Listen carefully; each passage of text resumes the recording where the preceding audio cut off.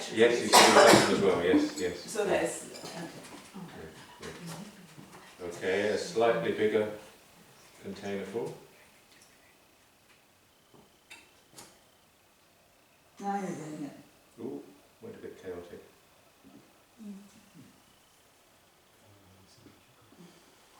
Strange.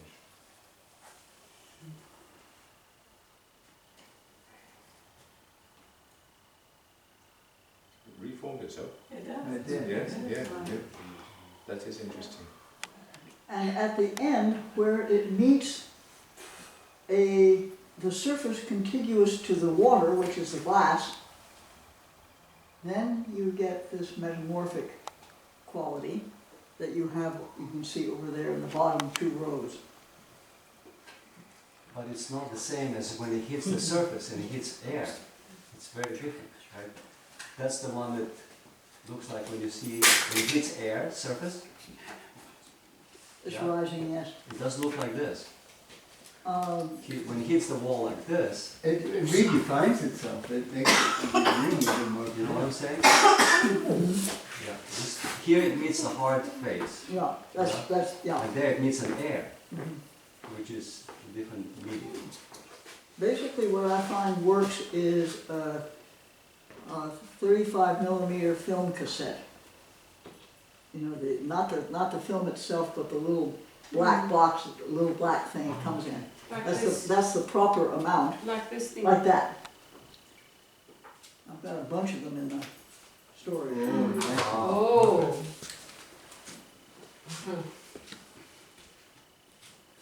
This one is good. It's reminding me of one of those old billboards. The 3/4 of the bottom. I've had it with this setup when I've done it. Water temperature has been the same as the air temperature and all kinds of things. It's been still for 24 hours and the whole thing. I've gotten those kind of pictures. And I did this work in Heather Street a lot.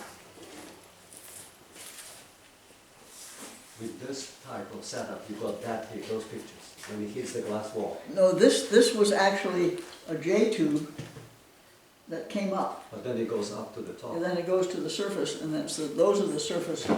And what's behind it is blue paper underneath the aquarium. Oh, perfect.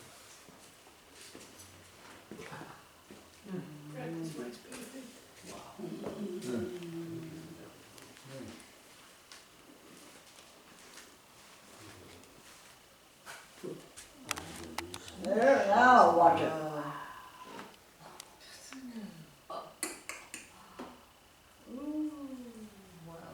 Yeah, it spreads 2 more on the bottom.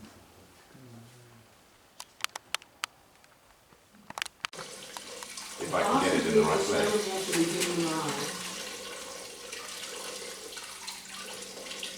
Find my hole. Yeah. Yep, here it comes. Oh, it's bent it, sorry. Yeah. What, you want me to just shut it off? Yeah. Or? That's what it is. Oh! Interesting. Oh. Nice. Huh. Ah. Next instruction? Well, Yeah, let the vortex go. Yeah, Or down with the vertical. oh, it's gone. Yeah. If it stays in the vertical, then it bobs up and down. Yeah. Depending how heavy. Maybe it'll come back. Oh, oh no, that's the actual hole. There's also something you can do, and that is take little strips of paper, sort of dot at one end, say a ½ inch, Just don't My stop the quarter of an vortex inch when you long. put it in. put a dot at the end and place them on the surface at the periphery, in the middle, and in the center, and see what happens. I've never had much success with that one. They never do what they want to do. I don't know, maybe, I've seen pictures of it, and also I've both done ways it of a lot, doing that, and but I haven't had success. what happens, and Schwenk describes it, is in the periphery, the dot is oriented what he calls toward the heavens, toward the zodiacal rule. When you pull it, it's oriented.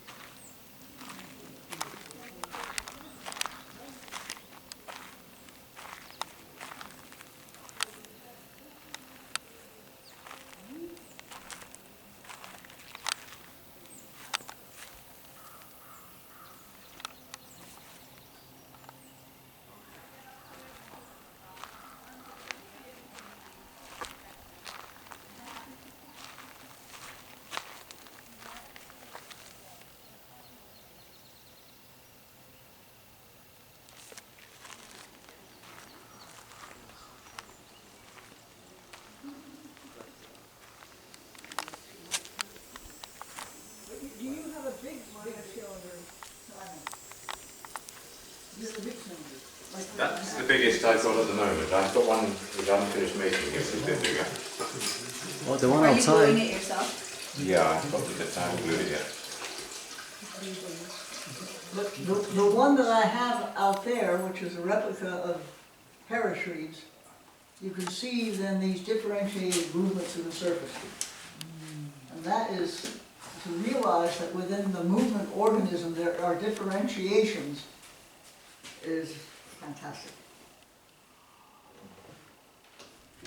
And I think this was this kind of thinking, this way of looking, was one of the great gifts that Theodor Schwenk gave us, is to take a phenomenon and unwrap it.